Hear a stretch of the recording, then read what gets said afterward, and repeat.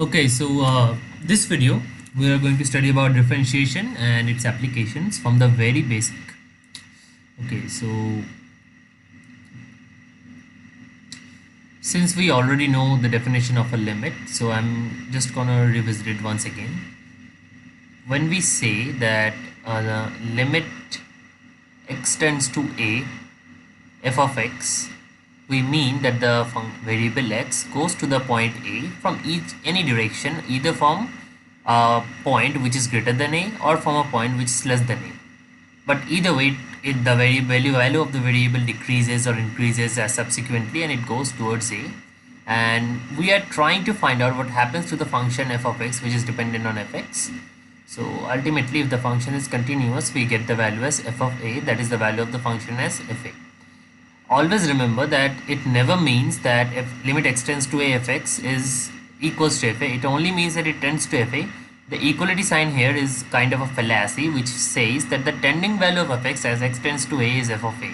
So the equality is in that sense and not exactly making it equal.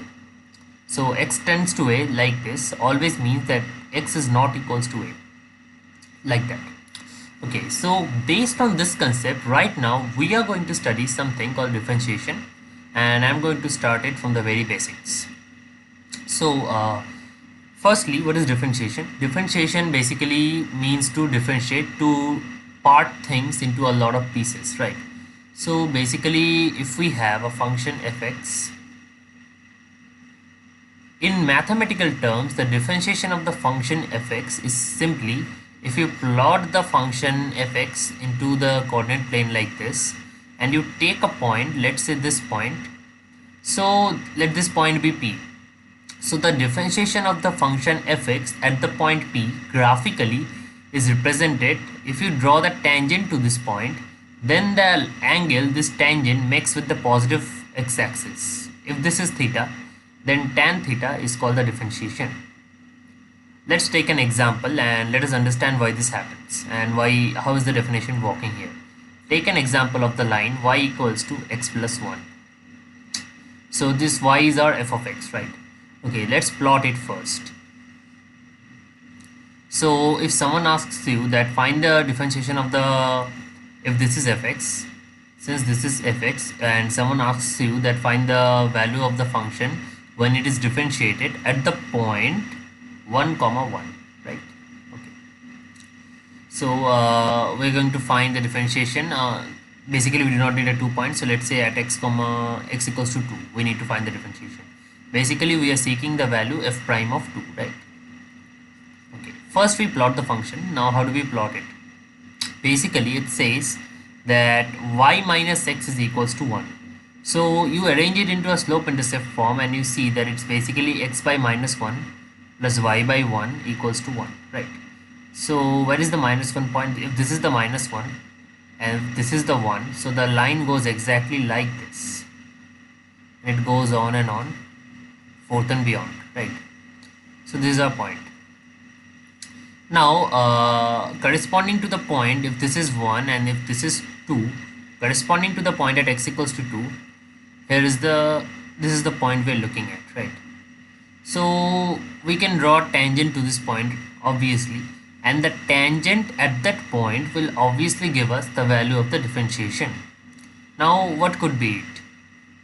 As you can see, this line makes an angle of 45 degree, right? So the tangent is also going to make, the tangent itself is the line here, so the tangent is also going to make an angle of 45 degree, which gives us tangent of the angle is tan of 45, which basically gives you 1, which is the differentiation.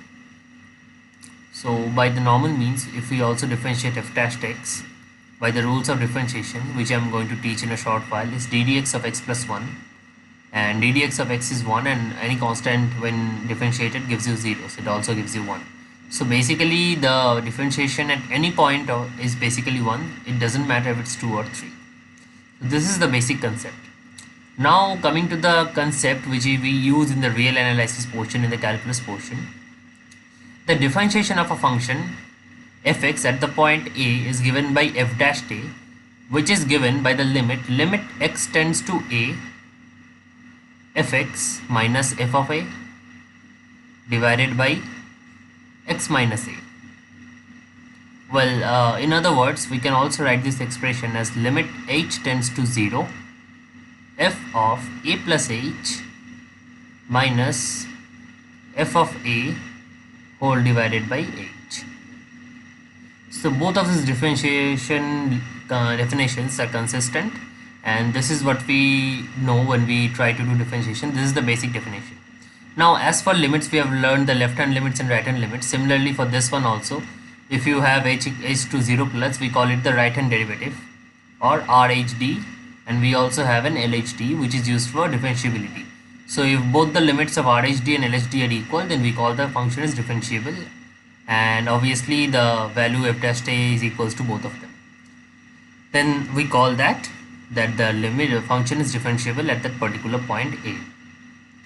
And obviously RH for RHD you have a tends to 0 plus, and for LHD you have h tends to 0 minus. Okay, so these are the conditions, basic conditions basically. But what we need to remember is these two definitions which are very important. Now using the definitions, let us find out a function and its differentiation first. So let's say we have the function fx equals to e to the power x. So we want to find the differentiation at the point a. So f dash a will be equals to limit h tends to 0 f of a plus h minus f of a divided by h, correct? Then we have limit h tends to 0. F of a plus h is basically e to the power a plus h, and this is e to the power a, which gets common, and it gives you e to the power h minus 1 divided by h. Now limit h tends to 0, e to the power h minus 1 by h is 1, as we know from the limit section. It gives you the answer e to the power a.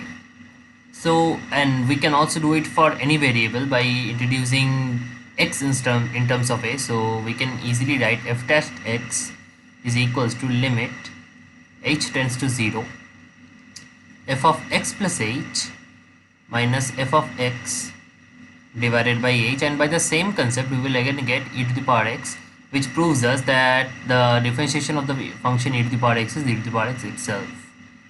So these are some bookish definitions, so just for the sake of brevity I'm doing it here. Okay, so let's move forward. So this is basically the differentiation. The next important thing which comes is basically the chain rule, given that you know the basic differentiations. So first I'll suggest you to understand the basic definitions and memorize a bit of them, like sin x gives you cos x, and cos x gives you minus sin x, like that. So there are a lot of basic differentiation.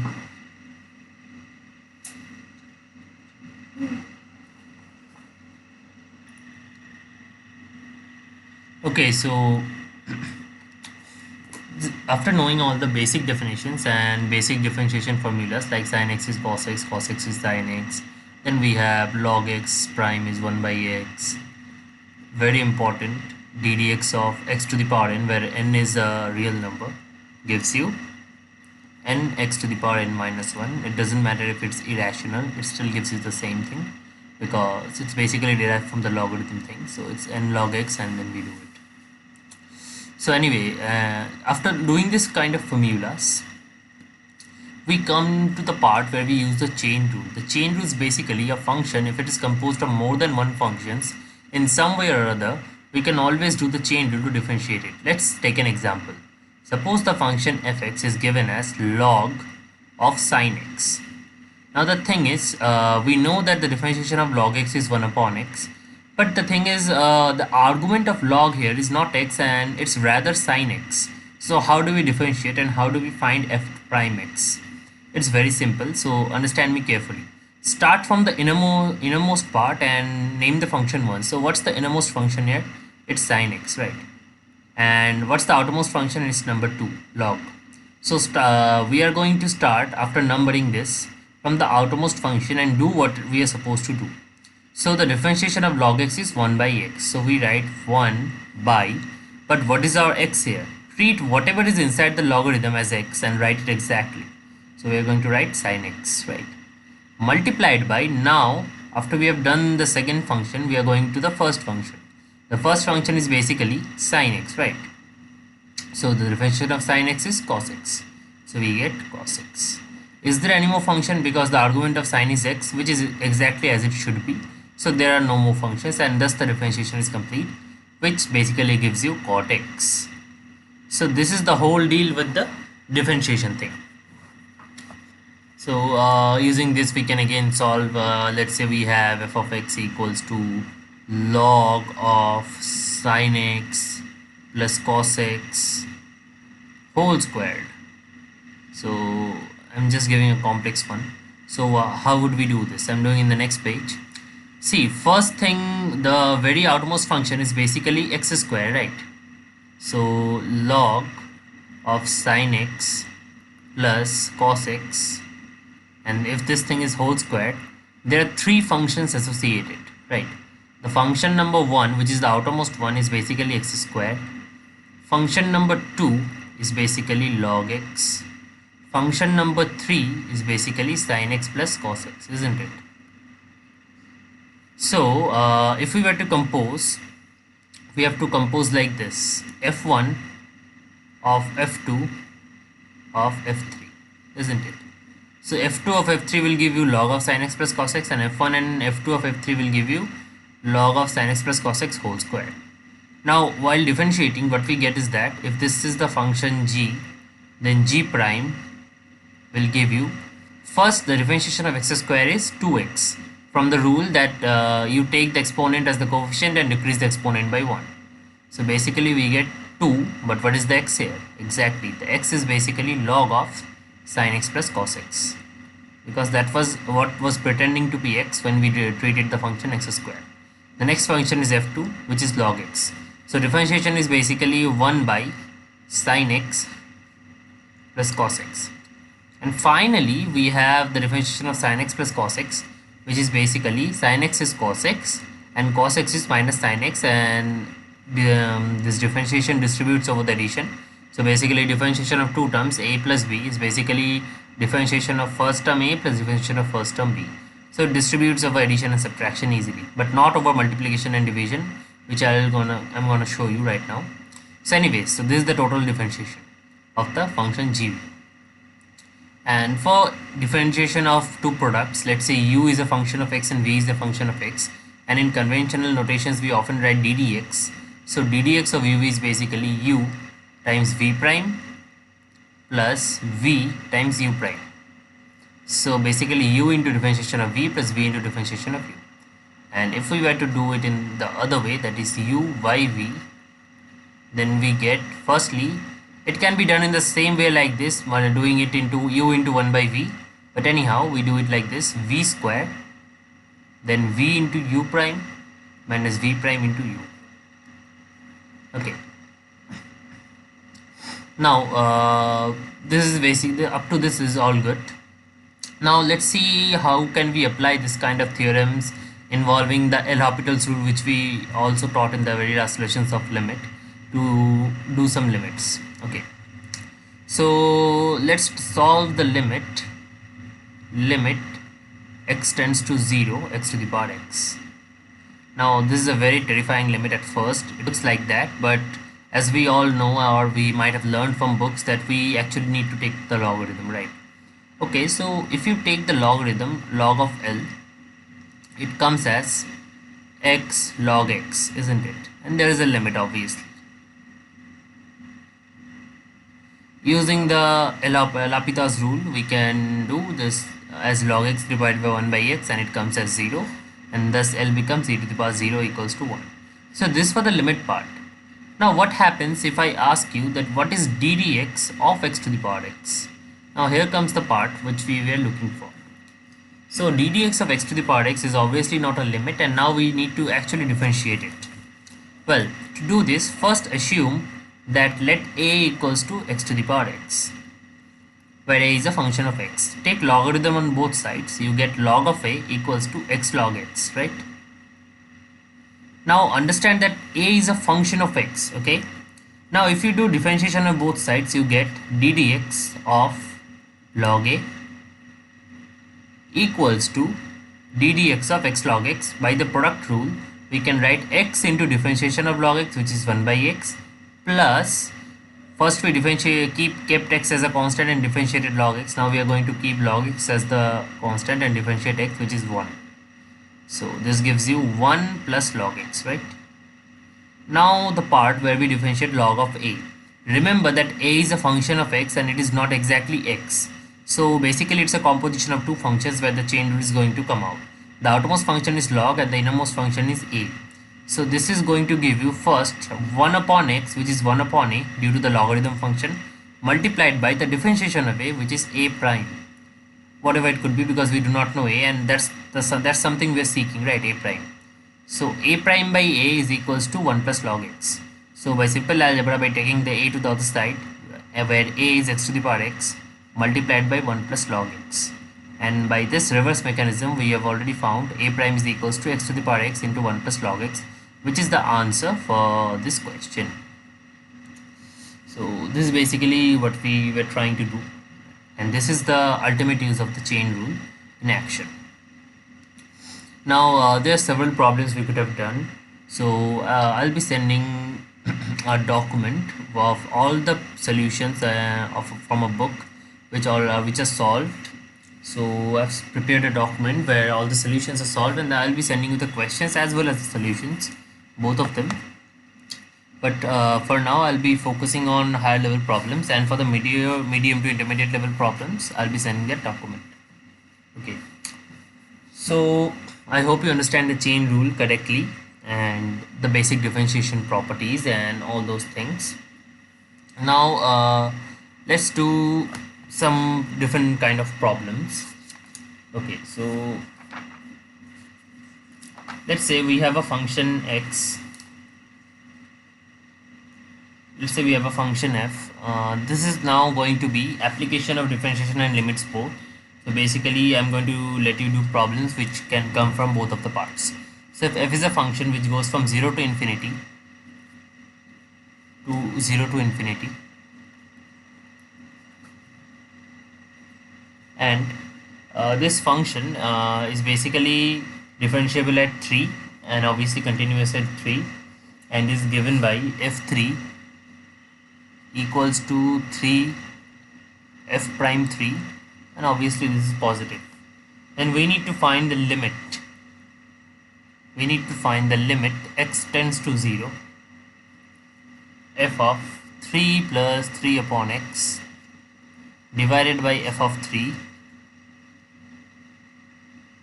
whole to the power x, right? Okay, so this is what we are required to find.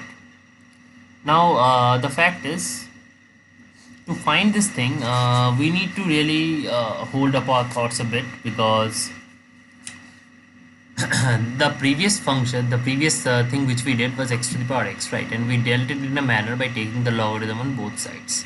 So we will first try and do the same thing on this problem, and let's see if it works.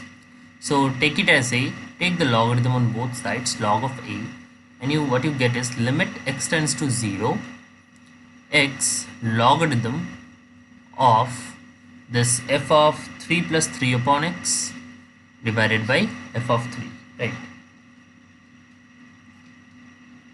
And x tends to infinity, of course, not this, not 0, it's infinity. Okay, so x tends to infinity, this. Now as you can see, on tending x to infinity, this thing inside the logarithm, this 3 by x vanishes, since 1 by infinity is 0, and we are left with log 1, which is 0, right? So you can always rearrange in this form, limit x tends to infinity logarithm of the stuff divided by 1 by x, because now this denominator tends to 0 on x tends to infinity, and the numerator tends to 0 on x tends to infinity, and this is 0 by 0 form, which is a great way, because we can apply our L'Hopital's rule. And what does it say? It says that you basically differentiate the parts. Now here comes where the part of your differentiation skills are going to be handy, because now to solve this limit you need to know differentiation very well. So what is the denominator? The denominator is basically minus 1 by x squared, right? Now the numerator is going to be Logarithm first works as, because we know that first we are going to look at the outermost function log.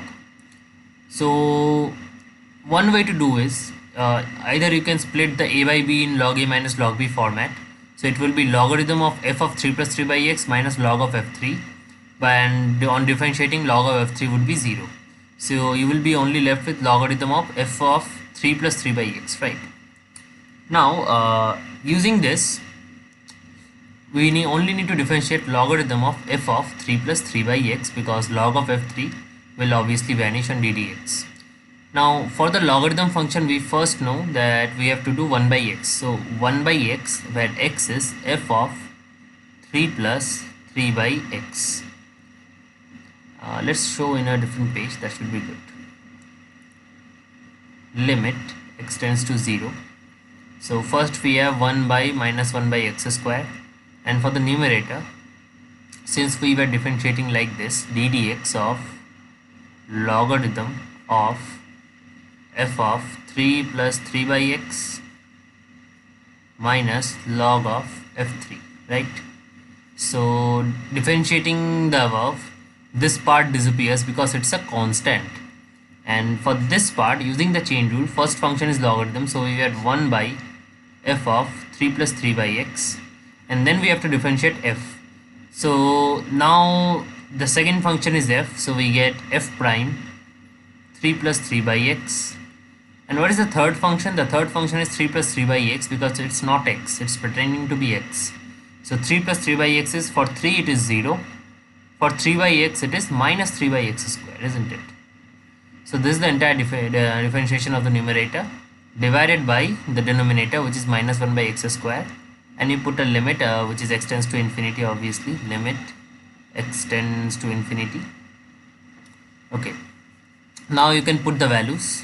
Putting the values, we get limit x tends to infinity, this thing becomes 0 and this thing becomes 0, so we have f dash 3 upon f3, and minus 1 by x square and minus 1 by x square cuts off, which gives you 3 only, so into 3. And since we know f of 3 is 3f prime 3, which is the numerator, we get the answer as 1. Now this is the answer to log of a, so which says that a should be e to the power 1, or the answer should be e, and thus the limit exists and it is equal to e. So this is one very interesting problem which we have done, and this kind of problems are very hard to solve given that you also know the basic properties, but it requires a little bit of work basically. So once you start doing this kind of problems, it will be very easy for you to solve. So just go through it once again.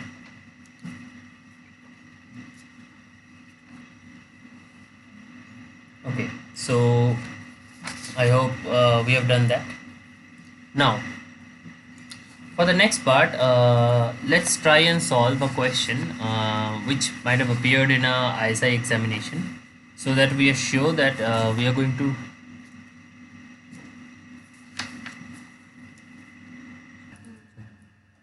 okay, so let's try another problem. But before that, let's come to some theory part for the applications of differentiation. So I'm gonna show you what is monotonicity, how to determine maxima and minima, and finally how do we determine tangents and normals. So one by one we'll go through all of it. So I'm skipping most of the problem parts for today because the theory would be too much, and in the next video whenever you get it, so you'll get the problem section. So monotonicity is basically when we determine that if a function is increasing or decreasing. Basically, let's say you have a function fx equals to x. This function is termed as an increasing function, and by the name we can already guess that the function increases as the values of x increases.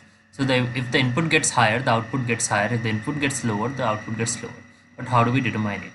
Well, basically, strictly speaking, if we can understand that for small values of epsilon, if epsilon is positive and if x plus epsilon is greater than fx for all x, then we can obviously say greater than 0, then we can obviously say that for x greater than 0 the function is increasing, because obviously x plus epsilon is greater than x. So f of x plus epsilon, if it is also greater than f of x, that means for higher inputs we have exactly higher outputs. In other words, if x greater than y implies fx greater than fy, then we say that the function is increasing, right? So how do we determine this, if it's increasing or decreasing? And the same might happen that if x greater than y and if we have fx less than fy, then we have to say that the function is decreasing, right? And it is increasing. This increasing and decreasing, these are called the monotonic properties of a function, and this is basically called monotonicity. There are some functions which are neither increasing nor decreasing, so they do not exhibit monotonicity. So basically, to find out if a function is increasing or decreasing, what we do is that the condition for that is basically f dash x greater than 0. Now we might actually wonder why f dash x greater than 0 implies that a function fx is increasing. Now it's a very simple proof, and I would really like you to try it on your own first using all the definitions you have learned. It's very simple, because if we check the right hand limit, it's h tends to 0 plus f of x plus h minus fx divided by h, right? Greater than 0. Start from f dash x greater than 0. Now since h is greater than 0, that means x plus h is greater than x. And since here this fraction is greater than 0, that means either the numerator and the denominator both has to be positive or both have to be negative. Since it is already given that h is greater than 0, so the numerator must also be greater than 0. That means we must have f of x plus h greater than f of x, which means it's an increasing function because x plus h is always greater than x since h is greater than 0, right? Similarly, if you take the left hand limit, h tends to 0 minus f of x let's say plus h only, because it's negative we are assuming, minus fx divided by h greater than 0. Now since h is less than 0, so this is less than 0, so the denominator is negative, so must be the numerator. That's why it will give a positive fraction. So we will have f of x plus h less than fx whenever x plus h is less than x, because h is negative here, right? So this is a property that if the input is small, if one input is smaller than the other input, then the outputs will be also in the same order. Similarly for this. So all in all, if f dash x greater than 0, then we have fx is increasing, and if f dash x, so I'll just summarize, f dash x greater than 0 implies increasing function, f dash x less than 0 implies decreasing function, and obviously there are certain, if f dash x is 0 for all x, obviously it's a constant function, neither increasing nor decreasing. And obviously it doesn't have to be for all intervals. If this is true for some specific interval for x belongs to a comma b, then we say that the function is increasing in the interval a to b, right? Okay. And where is this used? There's some curious properties. If a function is increasing, then it is 1 to 1. Increasing, then the function becomes 1 to 1, right? Also, if the function is increasing for all x, let's say we have f dash x greater than 0 for x belongs to let's say a comma b, let's say, where a is less than 0 and b is greater than 0, then the function fx actually goes from a negative part to a positive part, right? So we can say that in the graph paper, if a function is increasing, then its y coordinate continuously increases like this, right? It never comes down, and if it once crosses the x-axis, it will never come down if it is for if it belongs to all r. So if the domain is restricted to all of r and the function is increasing throughout the real plane, then if the curve crosses the x-axis once, it will never come down because it's increasing, right, for all x. So in that case, it will only have one root, and that also if it actually starts below the x-axis or on the x-axis. If it starts above the x-axis, there will be no roots at all.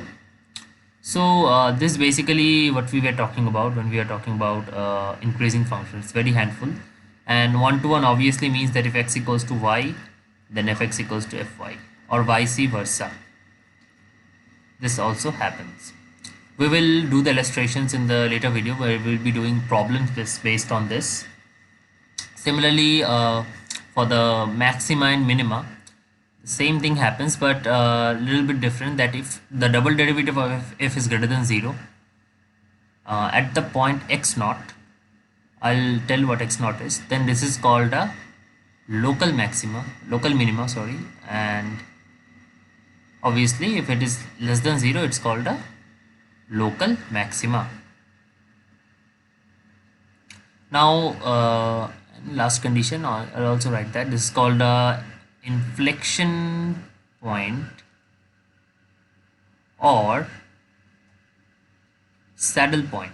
Okay, it's called an inflection point or a saddle point. This x naught are basically the turning points. So these are the points which satisfy f dash x naught equals to 0. So f dash x at the point x equals to x naught equals to 0. These are called the critical points or the turning points. So the critical points of the function f, and at that point we evaluate the double derivative. If it's greater than 0, then that point x naught is basically the local minimum of the function f in the specified interval which we are talking about. Less than 0, it gives you the maximum. Equals to 0, it does nothing at all. It's an inflection point rather. So let's take an example for that. Let fx equals to x to the power 1 by x, and we wish to find the maximum for the function, right? Okay, as usual, or as I first told you, for finding maximum and minimum, what we need to do, we need to find the points where f dash x is greater than 0. Step number 1. Step number 2, we need to check at those points whether f double dash x is greater than or less than 0, or in fact it is equals to 0 or not. Anyway, so first step is we need to differentiate the function. How do we differentiate it? It's very easy. As I told you, first we take log. So log of fx is basically 1 upon x log x, correct? Differentiating by chain rule, first we do the log function which gives you 1 by x, which is basically 1 by fx. Then we do the differentiation of the inner function, which is f prime of x. Then by the rule of division or differentiating the division of two functions, we get x square and x into 1 by x minus this thing, and it gives you 1 minus log x. So basically we can say f dash x is equals to fx into 1 minus log x by x square, correct? Now fx is not equals to 0 because we are going to equate it to 0 as for step 1. Fx is never 0 because at x equals to 0 it's an indeterminate form. So obviously this part has to be 0. The denominator obviously has no part. So basically we must have 1 minus log x equals to 0, right? This gives you x equals to e. Keep this in mind, and now we are going to evaluate the double derivative. So f double dash x at the point x equals to e, right? So we will get, let's say we are doing it as a product of two functions, one of which is fx and another one is this. So doing that, we get f dash x, keeping this part same, 1 minus log x by x square, which will disappear because we are going to put x equals to e, which will cancel out this factor, plus f of x into, and differentiation of this part, it's basically you can do like this, 1 by x square minus log x by x square. 1 by x square will give you minus 2 by x cube minus log x by x square, whereas will give you let's say minus 1 by x cube, and then minus log x by x square minus log x into, it will give you plus 2, let me write it here, plus 2 log x by x cube. Anyhow, when you put x equals to e, you get f double dash e, this part is 0, so 0, and as you can see x equals to e also gives this part as 2 by e cube. 2 by e cube and minus 2 by e cube cut off, and this only leaves you with minus 1 by e cube, and fx is obviously greater than 0, so this leaves you with minus e to the power 1 by e into minus, I've already given the minus, so plus 1 by e. Anyways, this is obviously less than 0. So if you just evaluate the double derivative at the point e, you get the answer less than 0, which suggests that we obviously have this local maxima at the point x equals to e. So obviously f max is basically f of e, which is e to the power 1 by e. So that's an illustration of maximum and minimum. And for the tangent and normal part, the tangent is basically given by y equals to dy f dash x. So if you evaluate this function y equals to f dash x, you need to find this answer. So given fx, given a curve fx, if you want to find the tangent to that curve at the point x naught comma y naught, what you need to do is that you need to write this equation exactly. Y minus y naught equals to m into x minus x naught. This equation is the equation of the tangent. Remember, the tangent is basically a line where this m is given by dy by dx, where the given curve is y, at the point x equals to x naught. So this is what you need to do. So we'll take an example. Obviously, the example is let's say we have a curve fx. Let's write in y and x format. So we have y equals to x square minus x plus 1, and we really want to find the tangent at the point, let's say a general point a comma b. So first we find dy by dx, right, which equals 2x minus 1, and the 1 goes to 0. Now this dy by dx at the point a comma b, or let's say x equals to a only because it's independent of y, gives you 2a minus 1, right? Now the equation of the curve is y minus b equals to m, which is 2a minus 1, into x minus a, isn't it? And this all in all gives you y minus 2a minus 1 into x, and obviously you have minus b plus a into 2a minus 1 equals to 0. In other words, the equation is y plus x into 1 minus 2a plus 2a square minus a minus b equals to 0. This is the equation of the tangent at any point AB on the curve, where this is basically the slope of the tangent. Now for the normal, everything remains the same. Only what alters is basically the equation of the slope. So slope of the normal is basically minus 1 upon dy by dx. And similarly, you evaluate it at the point of where you want the normal to be, that point of contact, and you can easily solve it. So I will end this session with the problem, another limit problem. So this was also one of the problems that appear in BStat Honors Test 2007. It was a good one. So 1 plus 1 upon n square whole to the power 8n cube divided by pi sine of pi by 2n. Okay, now this is L. Taking logarithm on both sides, we get 8n cube by pi sine of pi by 2n, right, into logarithm of 1 plus 1 by n square. Remember, whenever they are exponents, you need to take the logarithm to simplify the things at first. Now what we are going to do is arrangements. And remember the limit, it's obviously LT. I'm just writing LT, it's limit n tends to infinity. Keep the 8 by pi right now here and try doing this. Sine of pi by 2n divided by 1 by n into log of 1 plus 1 by n square divided by 1 by n square. And obviously there is a limit. Remember the formula, sin x by x is 1 and log of 1 plus x by x is 1. Now when n tends to infinity, this 1 by n square actually goes to 0, and it reminds us of x tends to 0 where there was exactly an x or x square or whatever there was. So by simple adjustments in the limit, or in fact by using the L'Hopital's rule in each of these expressions separately, not alone, separately, because limit of a product is basically product of the limits, right? When as long as they're finite, you get 8 by pi multiplied by. Now when you do this, you to adjust this, basically make it in the form sine of whatever there is divided by whatever that is. So you need a pi by 2 extra, which means you need a basically pi by 2 here and pi by 2 here, right? So this pi by 2 will give you pi by 2, and this limit will go to 1. Similarly, this will also go to 1. So this will give you 4. So the L will give you e to the power 4, because logarithm of L is 4. That means L is e to the power 4, where log is basically the natural logarithm. So this will complete our video and a bit of theory, whatever we have learned about differentiation of application of the differentiations in this video so far. In the next video, we'll be getting only problems and their solutions along with exercises on all of these chapters that we have learned, and there will be a bunch of problems for you to solve as well. Okay, so thank you.